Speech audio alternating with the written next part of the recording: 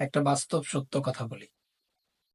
আপনি যদি মিশুক টাইপের লোক হয়ে থাকেন, খুব সহজেই মানুষের সাথে মিশে যান, সবসময় হাস্যোজ্জ্বল চেহারায় কথা বলেন, কারো সাথে মিশতে, কথা বলতে কোনো প্রকার ভাব, গাম্ভীর্যতা, অ্যাটিটিউড এগুলো না দেখান, ফ্রেশ মাইন্ডে মানুষের সাথে মিশেন, সহজেই মানুষের সাথে কথা বলেন, তাহলে একদল মানুষ আপনাকে ব্যক্তিত্বহীন মনে করবে এবং একদল মানুষ আপনাকে বলবে যে এই লোকটার কোনো পার্সোনালিটি নাই।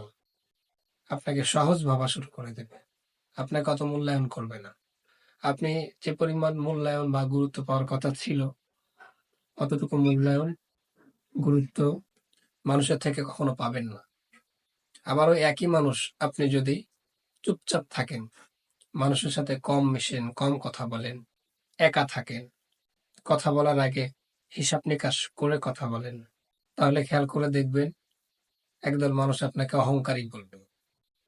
অহংকারী ভাবা শুরু করে দিবে যে এই মানুষটা খুব অহংকারী। এর সাথে কথা বলতে গেলে কেমন যেন কম কথা বলে, হাসে না, আমাদের সাথে মিশে না, এরকম বলবে। আসলে বাস্তবতা হচ্ছে আপনি মিশুক টাইপের লোক হলে আপনাকে ব্যক্তিত্বহীন ভাববে, আপনি চুপচাপ থাকলে আপনাকে অহংকারী ভাববে। এটাই বাস্তবতা। এই জন্য মানুষকে সন্তুষ্ট করা কোনোদিন পসিবল না। মানুষের সন্তুষ্টির চাইতে নিজের সন্তুষ্টিকে প্রাধান্য দেওয়াটা, নিজের সন্তুষ্টির ক্ষেত্রে সচেতন থাকাটা বেশি প্রয়োজন। তাই বলি কি, মানুষকে সন্তুষ্ট করার চিন্তা ভাবনা বাদ দিয়ে দেন। একসাথে একসঙ্গে সব মানুষকে আপনি সন্তুষ্ট করতে পারবেন না। আপনি শত চেষ্টা করার পরও কিছু মানুষ আপনার উপর অসন্তুষ্ট থাকবে। এটাই সত্য এবং এটাই বাস্তব। যদি বুদ্ধিমান হয়ে থাকেন, তাহলে আপনার স্রষ্টাকে আপনি সন্তুষ্ট করেন।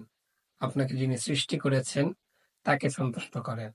আপনি যদি আপনার সৃষ্টিকর্তাকে সন্তুষ্ট করতে পারেন, আল্লাহ রাব্বুল আলামিন অটোমেটিকলি তার সমস্ত বান্দার অন্তরের মধ্যে আপনার জন্য মহাব্বত, ভালোবাসা, সম্মান, শ্রদ্ধা সৃষ্টি করে দিবে।